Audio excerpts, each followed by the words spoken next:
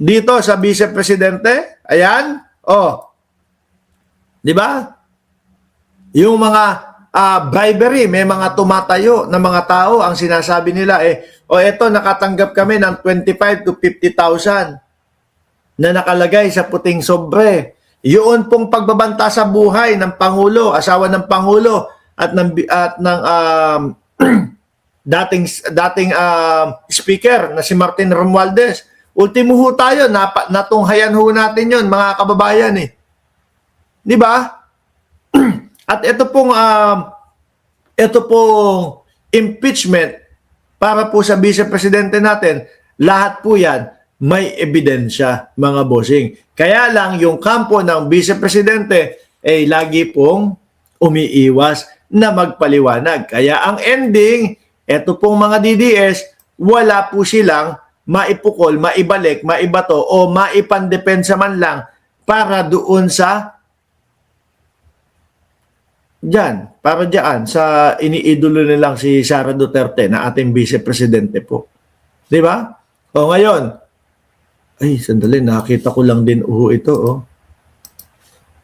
Ombudsman, pinapasagot din pala itong si Chis Escudero.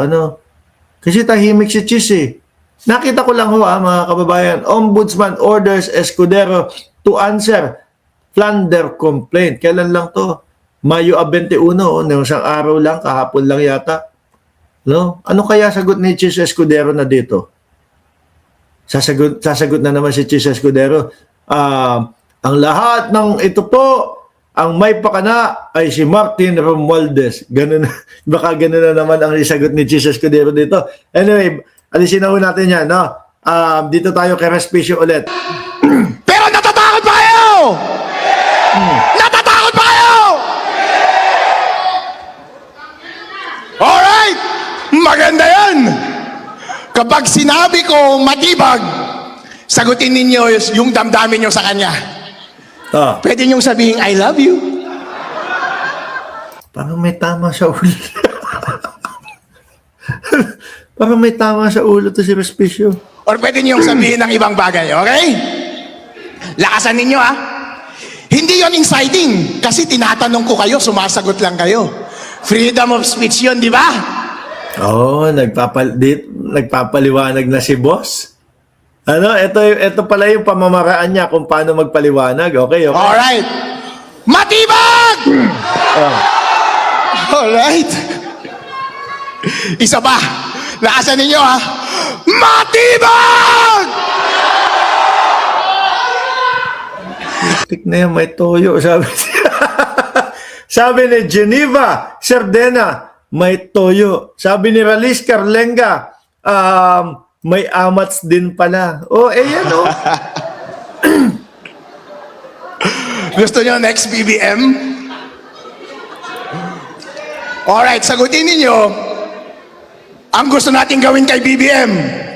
Ala, kinakabahan na sila. Ito, pwedeng illegal ito. Pero sabi nila, kinasuhan ako dahil meron akong sinabi nung nakaraang Rage Visayas. Tinanong ko kasi sila dun sa Visayas Gusto nyo na ba silang patayin? Ay, wag kayong sumagot! Putik na yan. Ibang klase yung mga ninyo, patawag ninyo sa mga tao, tapos tatanungin na, gusto nyo na ba silang patayin? Grabe itong mga to. Diyan tayo kinakasuhan Kasi sinabi ko, gusto nyo na ba silang patayin? Hindi. Ang sinabi ko, gusto nyo na bang patayin? Alright, sandali. Pero ang korupsyon, hindi ba? Yun ang tinanong ko. Pag nagtatanong ka, hindi inciting yun, di ba? I'm just asking. Nagpapaliwanag na pala si Respicio dito, doon sa May kaba na, takot na din. And sumasagot lang kayo. Okay? Ngayon, gusto kong sabihin ninyo, ang gusto nating gawin kay BBM. Alright. Gusto nyo? Alright. Wag lang patayin kasi yung patayin illegal yun Alright? Okay, handa na kayo. Lakasan ninyo. Iparinig nyo kay BBM. hanggang matakot siya sa kanyang upuan. Ha? BBM!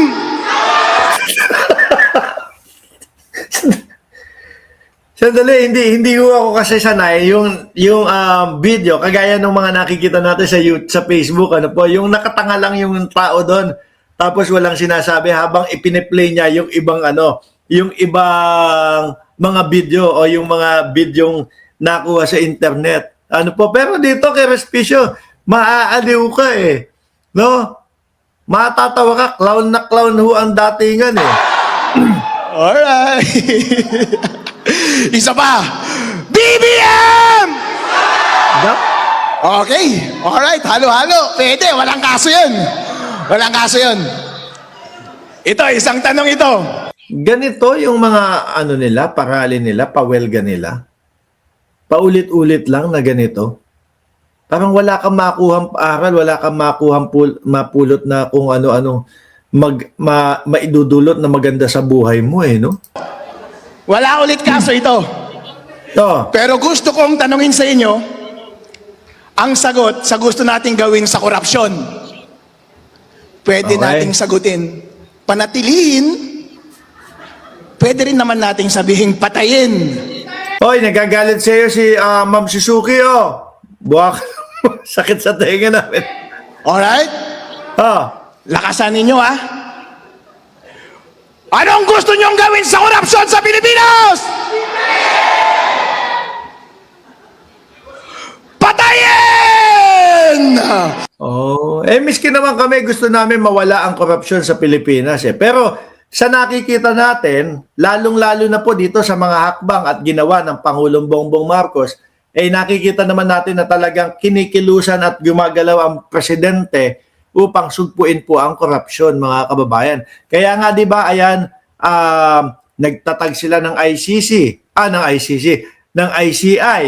Oh, kaya lang yung mukhang mga nando sa ICI hindi kinaya dahil malalaking mga pangalan yung nababanggit at nasasangkot. 'Di ba? Kay Pangulong Bongbong Marcos lahat 'yan, mga kababayan. Yung mga paglatag ng mga malalaking mga construction company. Oh, kaya nga diyan, 'di ba? Nabuko yung mga diskaya, etc. Kaya kung ano man yung iniisip nyo diyan, tanggalin si President Marcos para masugpo ang korupsyon, parang walang maniniwalang Pilipino sa ganung estilo ho, mga kababayan. Anyway, tinapos ko na, tinanggal ko na. Wala naman tayong makuhang maganda kay Respicio, no? Ako'y magpapaalam muna, mga boss chief mo, sir. Sama-sama tayo bukas alas 8, alas 9 ng umaga. Dito pa din po sa Mark Ramos Channel. Huwag niyo pong kalimutan mag-like, mag-subscribe, and mag-share. At 38,000 na lang po, no? At 600,000 na tayo. Maraming salamat. God bless sa ating lahat.